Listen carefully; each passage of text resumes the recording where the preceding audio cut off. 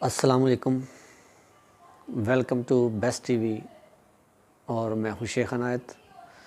तो दोस्तों, मैं आपको मुख्तसर से वक़्त में आपकी जो परेशानी या जो आपके सवाल होते हैं उनके जवाब हर वीडियो में देने की कोशिश करता हूं।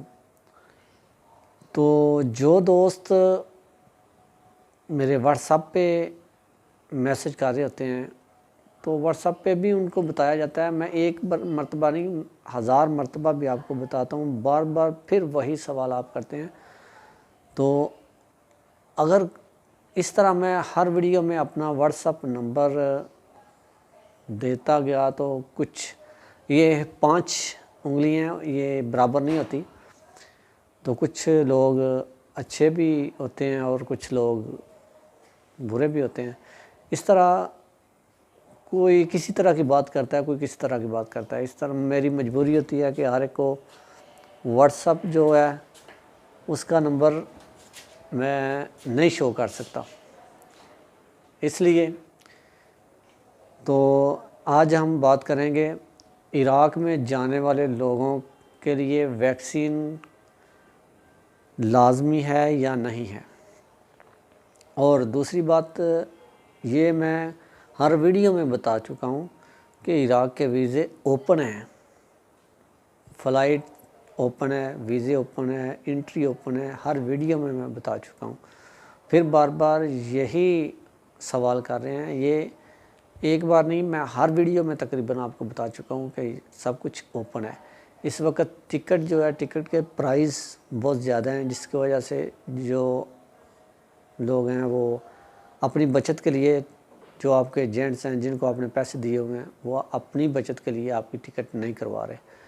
अगर वीज़े की बात की जाए तो वीज़ा अभी तक जो एम्बेसी में से रोज़ाना के तकरीबन उनको 25 वीज़ों की जो है ना इजाज़त है, वो 25 वीज़े रोज़ाना वो लगा सकते हैं।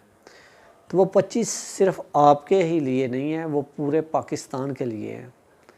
तो ये सोच लें कि हर शहर में कितने कितने वीज़े आएंगे। तो आप ख़ुद ही सोच लें। इस तरह वो भी आगे जाके बहुत मेहनत से आगे, पाकिस्तान है, हर जगह पे पैसा चलता है, तो इसी तरह ये वीज़े मिलते हैं, तो बहुत कोशिश से मिलते हैं। तो इसलिए ये इसके प्राइस बहुत ज़्यादा हो चुके हैं, क्योंकि हर आदमी का इराक़ में जाने का ही इरादा है। कोई सऊदीया से छोड़ के इराक़ जा रहा है, कोई दुबई से छोड़ के इराक़ जा रहा है, कोई कतर से छोड़ के जा रहा है, कोई किसी मुल्क से छोड़ के जो इराक़ जा रहा है। इराक़, हर आदमी के मुंह पे अभी इराक़ की ही बात है।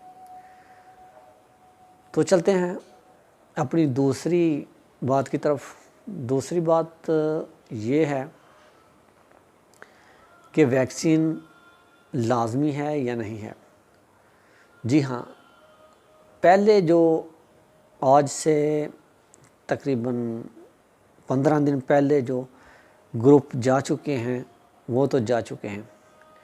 उस पे सिर्फ कोरोना टेस्ट होता था पाकिस्तान में, फिर दुबई जहाँ पे स्टे होता था वहाँ पे जाके आपका कोरोना टेस्ट होता था। उसके बाद आपको कोई किसी किस्म की प्रॉब्लम नहीं होती थी। तो अभी जो ग्रुप जा रहे हैं तो उनके लिए थोड़ी सी अभी नई पॉलिसी आई है। वो क्या पॉलिसी है? वो पॉलिसी ये है कि आपने कोरोना जो है वैक्सीन, उसके 2 खुराकों के जो हैं वो कार्ड बनवाना है। वो सर्टिफिकेट बनवा लें या छोटा एक कार्ड होता है वो बनवा लें, ठीक है। वो 2 खुराक यानी 2 टीकों का होना लाजमी है। एक का भी हो तो आपको एंट्री नहीं मिल सकती। तो ये अभी उन्होंने लाजमी करार दे दिया है। जो इराक़ के एयरपोर्ट हैं उधर आपको ये चेक करवाना पड़ेगा, 2 कोरोना की खुराक लाजमी होनी है चाहिए। तो वो आप करवा लें, बेहतर होगी। अगर नहीं करवा सकते तो उसका भी हल है। वो फिर वहाँ आपको जुर्माना दे के आगे जाना पड़ेगा। वो जुर्माना भी इस तरह होता है कि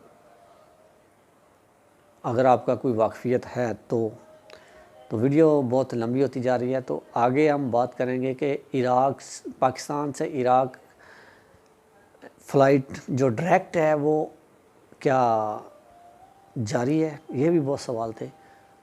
तो अभी तक इसके बारे में कोई मालूमात नहीं है, किसी किस्म की भी मालूमात नहीं है, ये सब अफवाह है।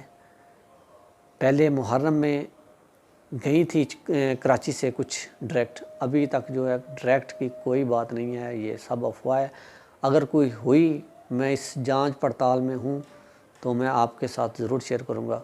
तो वीडियो बहुत लंबी हो चुकी है। अपना बहुत सारा ख्याल रखिएगा और अपनी दुआ में मुझे भी याद रखिएगा।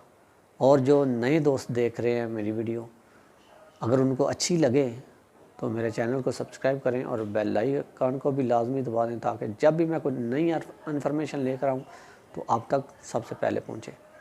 तो मुझे देना इजाज़त, अपना बहुत सारा ख्याल रखिएगा और अपनी दुआ में मुझे भी याद रखिएगा। अल्लाह हाफिज़।